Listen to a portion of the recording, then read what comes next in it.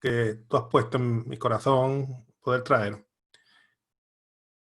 Que nos hables, que ministres en nuestras vidas y que podamos ser transformados por tu palabra.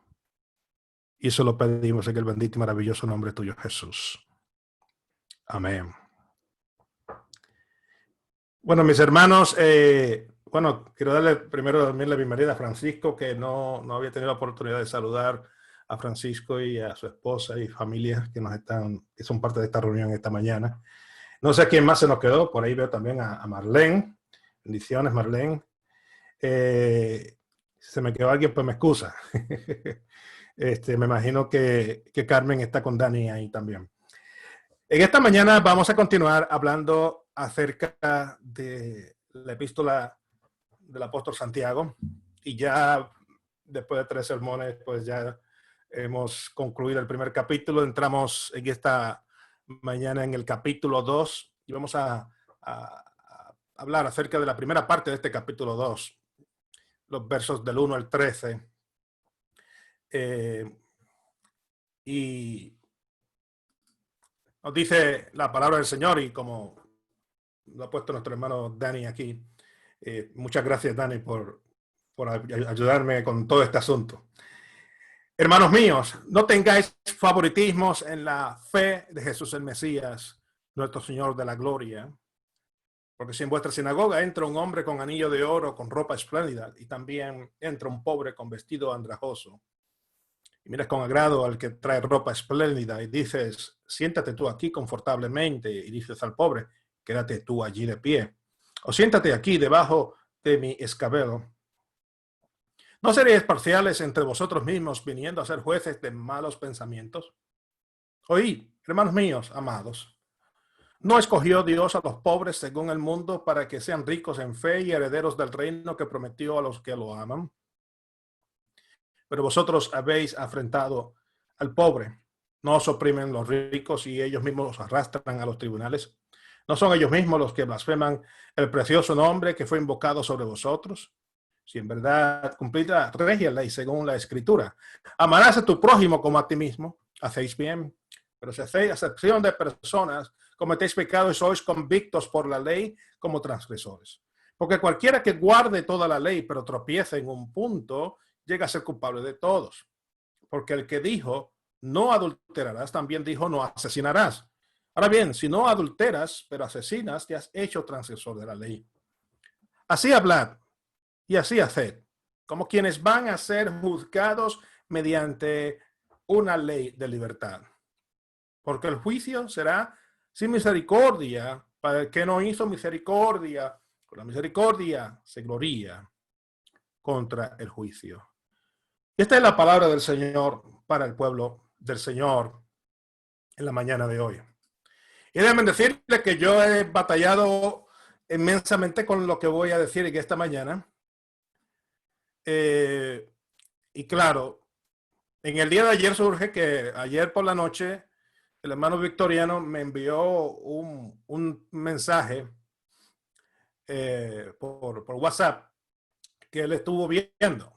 Una predicación de un evangelista que yo considero uno de los íconos de la segunda mitad del siglo XX, quien pasó a morar con el Señor no hace mucho, el pastor David Wilkerson, o como le llaman por allá en Teruel, David Wilkerson. Y ese mensaje, basado en la historia de Nehemías, impactó mucho mi vida. Y fue un mensaje de esos, básicamente, en el cual el pastor que estaba predicando sacó el marrón y el peso del marrón nos cayó a todos. No se escapó nadie. Y yo creo que en gran medida, pues, en esta mañana, pues, el Señor nos va a hablar a todos y creo que el peso del marrón nos va a caer a todos. Y creo también que lo que voy a hablar en esta mañana es la continuación de lo que el pastor Felipe predicó hace varias semanas atrás. Y no fue algo planificado, surge que cuando estoy leyendo este texto, pues el contexto de este pasaje bíblico es justamente con lo que vamos a hablar en el día de hoy. Así que yo voy a ser bastante directo y experto, y espero que nadie se moleste, sino que tomemos esta palabra del Señor la pensemos, la analicemos, la guardemos en nuestros corazones y que podamos ponerla en obra. Son muchos, hermanos, los estudiosos de las Escrituras que describen este capítulo 2 de la Epístola de Santiago como el corazón o como la médula del mensaje que quería traer el apóstol a su audiencia. La razón de ello es porque Santiago nos da aquí una descripción clara del carácter de la fe. Santiago nos demuestra que la expresión de este tipo de fe es la que agrada a Dios en nuestras vidas. De hecho, nosotros los creyentes tenemos dos tipos de relaciones. Tenemos una relación vertical con el Dios Todopoderoso y otra que es horizontal con las personas que nos rodean. Y ninguna de estas dos relaciones puede ser ignorada o tomada en poco. Ambas van tomadas de la mano. Tampoco podemos practicar una relación en desconexión con la otra. No podemos amar a Dios si no amamos también a nuestro prójimo. De hecho, de esto es lo que se trata, el obedecer los dos grandes mandamientos de amar a Dios con todo nuestro corazón, con todas nuestras fuerzas y con todo nuestro ser, y amar al prójimo como a nosotros mismos. Así que un creyente maduro siempre amará a sus hermanos y hermanas pese a las diferencias de opinión que puedan tener el uno del otro, tal y como lo describe el apóstol Juan en Primera de Juan. Sin embargo, en este mundo en el que vivimos, cada uno de nosotros emitimos juicios. Y si estos juicios son basados en la realidad de una persona ante la sociedad, el mismo pues se convierte en algo que señalará específicamente a esa persona. Pero el problema que tenemos es cuando pasamos de juzgar a uno a juzgar a todos. Cuando decimos, por ejemplo, estas expresiones populares, todos los políticos son unos chorizos, todos los moros son unos vividores del Estado, o todos los españoles odian a los moros. Estamos nosotros cruzando la línea de lo individual a lo colectivo, y eso es algo muy peligroso. Esta realidad trasciende de la calle a la iglesia y podemos ver claramente esto en todas las congregaciones a lo largo y lo ancho del planeta, ya que este es un problema espiritual que tiene nuestra naturaleza humana. Y Santiago establece en este capítulo una regla sumamente importante para tratar con este asunto. Así que una de las fallas más grandes que podemos ver entre los creyentes es el favoritismo que demostramos hacia ciertas personas. Yo sé de creyentes quienes una vez se hacen parte de una comunidad de fe, ya no hablan ni visitan a sus familiares que no son creyentes. Otros no vuelven a socializar más con sus compañeros de trabajo, con amistades de la infancia o con personas con quienes se relacionaban socialmente antes de ser creyentes. De hecho, en muchas congregaciones, pastores por años han estado bombardeando la mente de los feligreses diciéndoles que tienen que apartarse del mundo, y la interpretación que se le da al apartarse del mundo es el romper con toda relación social con personas que no son creyentes. Y el resultado final es el de tener congregaciones quienes se convierten en clubes sociales, donde sus miembros tratan exclusivamente con otros miembros, y cualquier persona fuera de ese círculo social es totalmente excluida. Y de la misma forma, dentro de la iglesia existen favoritismos entre unas personas y otras.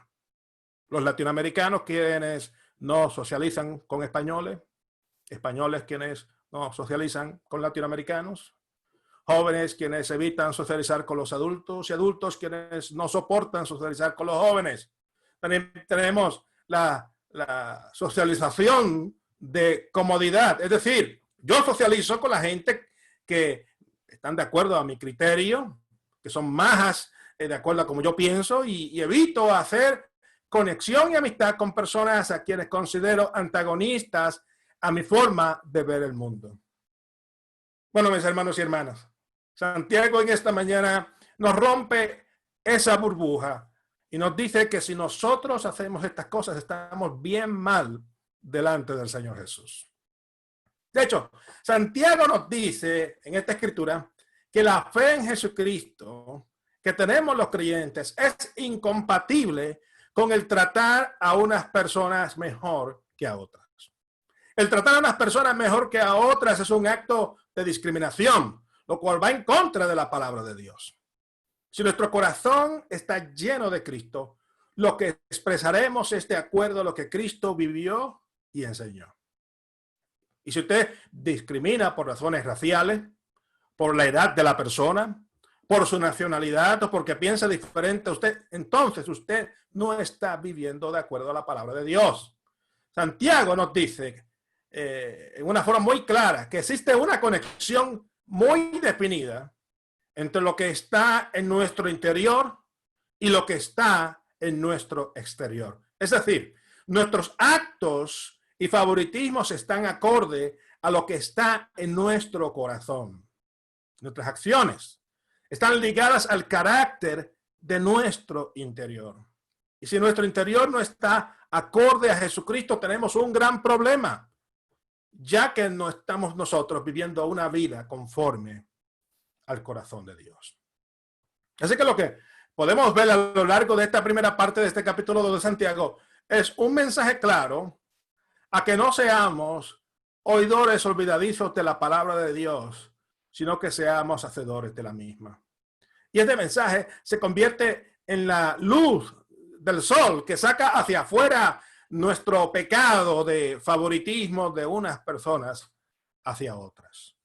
Un creyente que ha sido salvo por la fe en Cristo no puede discriminar a otras personas. Y que, mis hermanos y hermanas, toda sociedad tiene problemas de discriminación, créanmelo. Casi siempre escucho hablar a las personas que nunca han vivido en los Estados Unidos acerca del racismo allí. Y como todo país, los Estados Unidos tienen sus problemas raciales. Que en los 27 años que yo viví, nunca fui víctima de discriminación. Pero los Estados Unidos no es el único país con problemas raciales. Vea a los argentinos y los bolivianos. Observe a los griegos y a los turcos. Échale un vistazo a los israelíes y los palestinos. A los chinos con los japoneses. Los españoles y los marroquíes. Los latinoamericanos y su trauma con el oro español. Y toda esa basura cultural trasciende de la sociedad entrando al seno de la iglesia. Lugar en el que las escrituras dicen claramente que no puede existir tal discriminación. Discriminamos no solamente en ese ámbito, pero también discriminamos por el nivel social y educativo de una persona. Hay creyentes quienes solo se juntan con personas de su propio nivel intelectual y no hacen conexiones con gente que por las razones que sean no tienen el conocimiento que ellos o ellas tienen. Hay personas quienes discriminan por el coche o la ropa que viste una persona. De hecho, aquí Santiago nos presenta el ejemplo de la persona que está bien vestida en contraste con el que llega harapienta a la reunión. Y ya entre los creyentes de aquel entonces había discriminación, entre los creyentes más pudientes y los menos pudientes, entre los gentiles y los judíos, y entre los judíos nacidos en Israel, en contra de los judíos nacidos en la diáspora, y entre los creyentes quienes tenían un conocimiento mayor de las escrituras que otras personas quienes no tenían ese mismo conocimiento. Y este ejemplo del rico bien tratado al llegar a la reunión de los creyentes y el pobre muy maltratado no es solamente un ejemplo de la realidad social de aquel entonces, sino también de la realidad social en el día de hoy. Así que muchas personas se preguntan a sí mismas, bueno, ¿es mejor entonces ser pobre o ser rico? Y esto es muy importante, hay un detalle muy importante que debemos de tener claro, y es el hecho de que estas palabras de Santiago a la iglesia no tienen que ver con el ser rico o ser pobre. Hay personas quienes hablan de desigualdad social entre los que tienen y los que no tienen, pero en realidad esto no tiene que ver nada con las propiedades, el dinero o el poder que una persona tenga. Tiene que ver con las actitudes de la persona que son el producto de lo que ha sido engendrado en el corazón. Por lo que hay millonarios quienes son gente sencilla y humildes y quienes hacen grandes actos de ayuda. Yo, por ejemplo, sé que aquí en Madrid hay un ejemplo, un empresario que se llama Quique Sarasola, que es una persona que ayuda mucho a la comunidad, especialmente en esta crisis del coronavirus, lo hemos visto en acción. Y por el otro lado hay gente pobre, que son mezquinos, quienes viven una vida, en una lucha constante de cómo vivir del gobierno y de los demás, y quienes en nombre de la justicia social se le pasan montando pollos a la gente por ahí en donde quiera. Así que lo que Santiago nos habla es acerca de un problema profundo en el corazón que tenemos todos y cada uno de nosotros. Esto no es un asunto de ser rico o ser pobre. Es un asunto de respeto y dignidad. Es un asunto de igualdad ante los ojos de Dios. Es un asunto de vernos como hermanos y hermanas en Cristo, eliminando de nuestras concepciones el dinero, las propiedades, el poder, el trasfondo racial y el género de la persona.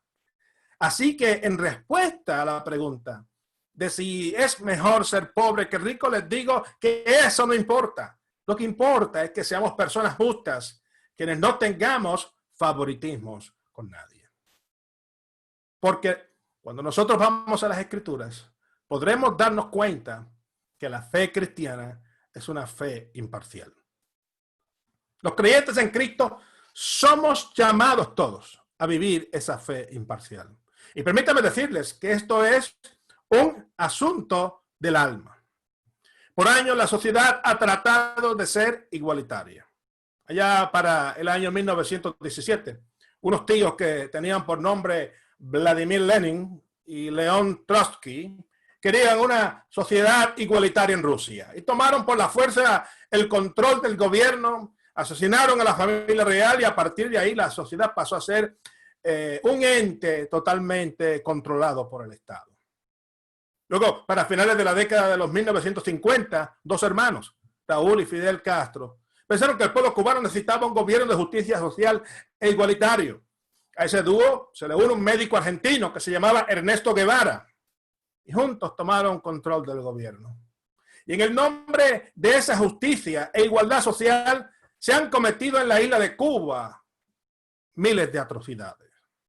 Más adelante, un coronel rebelde venezolano quien deseaba la justicia e igualdad social intenta derrocar el gobierno, pero no puede. Luego que lo indultan, se postula para presidente del país y le hace promesas a la nación de justicia e igualdad. Y el resultado ha sido otro desastre en Venezuela. Y si miramos nosotros gobiernos no solamente de izquierda, pero gobiernos de derecha en Europa y Norteamérica, los cuales han pasado miles de leyes con el fin de tener una sociedad justa e igualitaria. Pero ¿sabe una cosa? Eso jamás sucederá, ya que es un problema del alma. Es un asunto de disciplina espiritual. Así que, ¿dónde comienza esa igualdad social? Aquí en la iglesia. ¿Dónde comienza el trato a todos con respeto y sin discriminación? Aquí en la iglesia. ¿Dónde debe de practicarse la imparcialidad sin mirar el color de la piel, raza, trasfondo sociocultural y de género? Aquí en la iglesia. Somos llamados a vivir una fe imparcial. Una fe que no discrimine. Una fe que no tenga como base las apariencias, sino los corazones de cada persona. Una fe que rechace la idea de la sociedad que dice tanto tiene, tanto vales. Y que eso sea reemplazado por el hecho de que cada persona es valiosa ante los ojos de Dios. Así que la iglesia es un lugar libre de clases sociales. Es el lugar en el que el abogado y la odontóloga, el fontanero y la cocinera se pueden sentar juntos, no solamente a escuchar la palabra de Dios, sino a convivir en familia. Somos hermanos y hermanas en Cristo. Y ante eso no podemos ver al hondureño, al peruano, al brasileiro, al estadounidense, al español, al rumano, al marroquí, al venezolano, al árabe o al judío, bajo la óptica nacionalista. son nuestros hermanos y hermanas en Cristo. Somos creyentes y como tal debemos de practicar una fe libre de clases sociales y grupos étnicos. Así que en conclusión, el Dios que nos creó, tan diversos como lo somos, nos mira a la misma vez en forma igual. Esta palabra escrita es igual para el chino como para el ruso, tanto para el guiri como para el gringo. Deuteronomio capítulo 10, verso 17 nos dice que Dios no toma bando alguno y que Él es imparcial.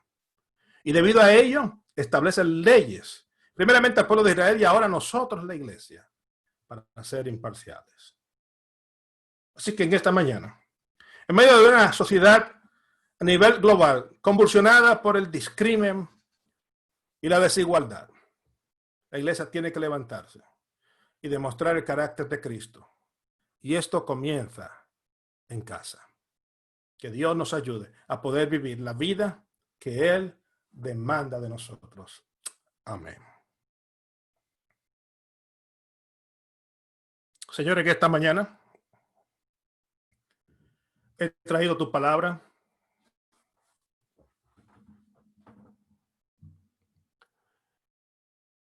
Vivimos en un mundo, Padre, donde tenemos a veces concepciones equivocadas los unos de los otros.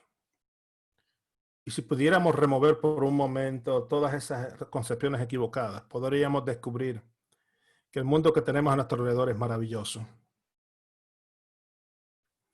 Yo te pido que tú trabajes en nuestros corazones, de forma tal que podamos nosotros ser iguales los unos con los otros. Que podamos tener esa relación vertical contigo y horizontal con nuestros hermanos y hermanas en una forma conjunta. Que no haya disparidad entre lo que nosotros deseamos hacer en nuestra relación personal contigo y la relación con nuestros semejantes. Que podamos ser cartas abiertas, que podamos ser ejemplo ante un mundo que se pierde. De que nosotros somos creyentes, que creemos, afirmamos y practicamos la igualdad dentro de nuestras iglesias. Y yo te pido, Padre, que toques nuestros corazones y tú quitas de nosotros aquello que quiera impedir el que nosotros miremos, Padre, con buenos ojos a nuestros hermanos, a nuestras hermanas en nuestras iglesias, a las personas que viven en nuestras comunidades y al conjunto de la humanidad. Y eso yo lo pido en el bendito y maravilloso nombre tuyo, Jesús. Amén.